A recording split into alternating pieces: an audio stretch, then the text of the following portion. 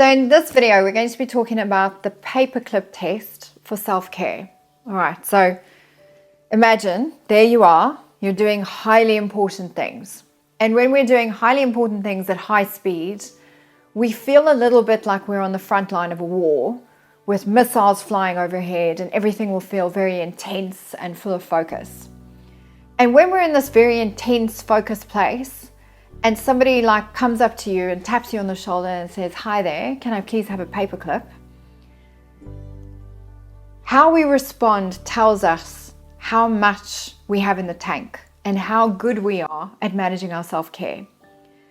What's right there is to test to see if you're going to rip that person's head off, or if you're going to be gracious, stop what you're doing and give that person their paperclip. So if you are not capable of not ripping their head off, that tells us that you are quite low in resourcing and looking after yourself and kind of filling your own tank. If you're gracious, that tells us that you actually have capacity for other people. So self-care gives us a measure of capacity within ourselves. Now, the person who disturbed you and asked for their paperclip, so for example, you're in the middle of something and they're like, "Hi there, could you just tell me, do you have a paperclip? Or can you just give me your stapler on that side of the desk?" And, so it's something that will occur like a real invasion of your life, and you've got to drop everything to deal with that. The person who disturbed you had no idea of the context they stepped into. They didn't even know you were feeling so stressed and wound up that you were on the front line of a war. They were just focused on needing their paperclip and checking to see if you had one. So we can see how stressed someone is by how they manage that. If the slightest request for something random throws you out, it means that your capacity for anything other than what you are doing isn't there. And it also means that you could lose it at the request. So what self-care does is it really refuels our tank, and it helps us regenerate our energy stores so that we're able to look up from our work, our intensity and focus from time to time, and ensure we remain great with people and don't rip their heads off. So what is self-care? Self-care can include things like meditation and mindfulness, taking time to center yourself, reducing stress through meditation or mindfulness practices. It can look like engaging in exercise, something that you enjoy, whether it's jogging or yoga or dancing. It can look like healthy eating, nourishing your body with nutritious food, staying hydrated. It can look like ensuring you get enough sleep and recharging your body and mind.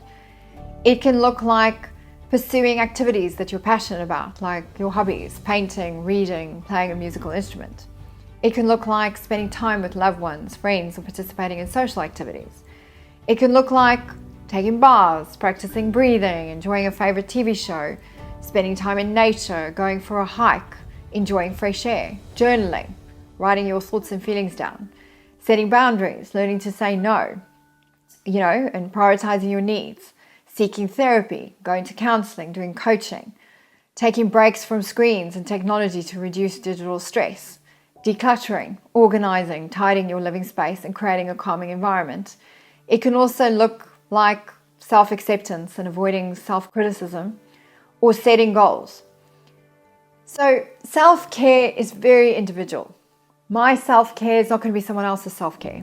I had a client the other day, self-care for her was cleaning.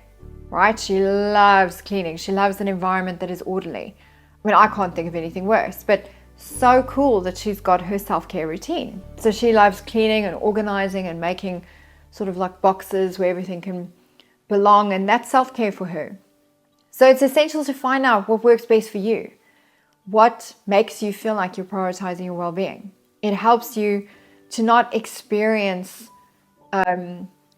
your tank getting so empty that you're going to rip someone's head off if they ask you for something.